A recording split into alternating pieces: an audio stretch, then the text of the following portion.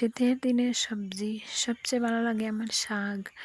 আর শাক ভর্তা হলে তো আরও ভালো। আজকে বানিয়েছিলাম ডালের বড়া। আসসালামু আলাইকুম, সবাই কেমন আছেন? আশা করছি আল্লাহর রহমতে সবাই ভালো আছেন। আমরাও আলহামদুলিল্লাহ ভালো আছি। সকাল সকাল উঠে চা বানিয়ে নিলাম। আর চা হচ্ছে দুধ চা। চা না খেলে তো হবেই না, তো আগে চা বানিয়ে দিনটা শুরু করে দিলাম। আর আপনারা হয়তো দেখে হাসবেন, হাতের কাছে যা পাইছি তাতেই চা ঢেলে নিচ্ছি। মানে চা খাওয়ার নেশায় 3 রকমের 3টাতেই ঢেলে নিচ্ছি। শরীরটাও খুব একটা ভালো লাগছিল না, তো যাই হোক মন দিয়ে চাকে তারপরে বিছানাটা গুছিয়ে নেব। আমার সেই পুরনো কথাটা আপনাদেরকে একবার মনে করিয়ে দিই। আমার আজকের ভিডিওটা যদি ভালো লেগে যায় প্লিজ একটি লাইক দিতে ভুলবেন না। আর আপনি যদি আমার চ্যানেলে নতুন হয়ে থাকেন, আপনি চাইলে আমার চ্যানেলটাকে সাবস্ক্রাইব করে নিতে পারেন। আর ফেসবুক থেকে দেখে থাকলে ফলো দিয়ে দেবেন। আর আপনি যদি এই কাজটি অলরেডি করে থাকেন, আপনাকে অসংখ্য ধন্যবাদ। তো বিছানাটা এখন গুছিয়ে নিচ্ছি। বিছানা অগুছালো থাকলে মনে হয় পুরো ঘরটাই অগুছালো হয়ে আছে। তো আমি যত সম্ভব চেষ্টা করি আগে বিছানাটা গুছিয়ে নেওয়ার। আর ওই যে কোথায় আছে না, ঘরের সুন্দর হচ্ছে বিছানা। তো আমি মনে করি সেই বিছানাই হচ্ছে ঘরের সুন্দরটা বাড়িয়ে দেয়।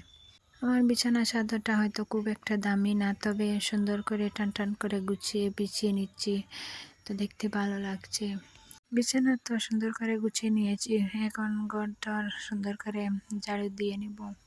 তারপর রান্নাঘরে চলে যাব রান্না করতে। আজকে সকালে হচ্ছে শিম রান্না করব।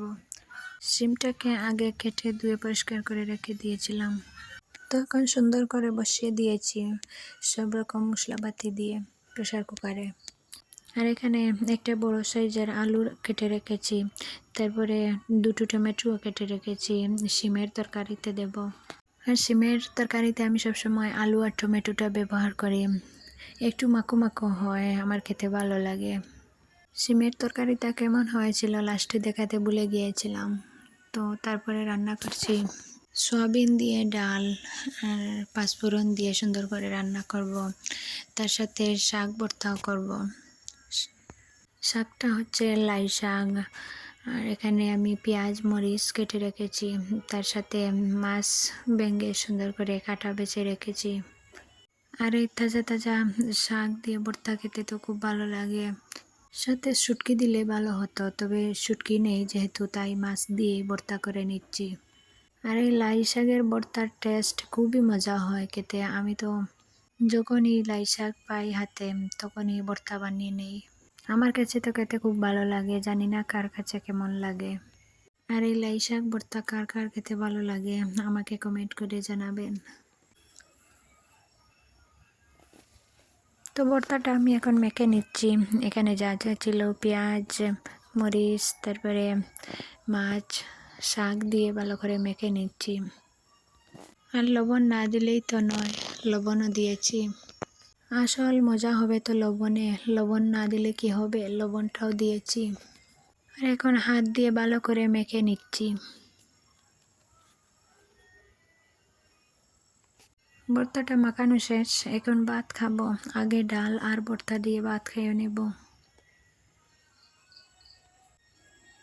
তারপরে বিকেলবেলার কাজটা করে নিচ্ছি। সকালবেলার কাজ হচ্ছে কাপড় ধুয়ে মেলে দেওয়া, আর বিকেলবেলার কাজ হচ্ছে কাপড় তুলে ঘরে এনে ভাঁজ করা। আমার মনে হয় কাপড় ধুয়ে মেলে দেওয়া অতটাও কষ্ট না, যতটা কষ্ট হয় সুন্দর করে কাপড়গুলোকে ভাঁজ করে জায়গা মতো রেখে দেওয়া।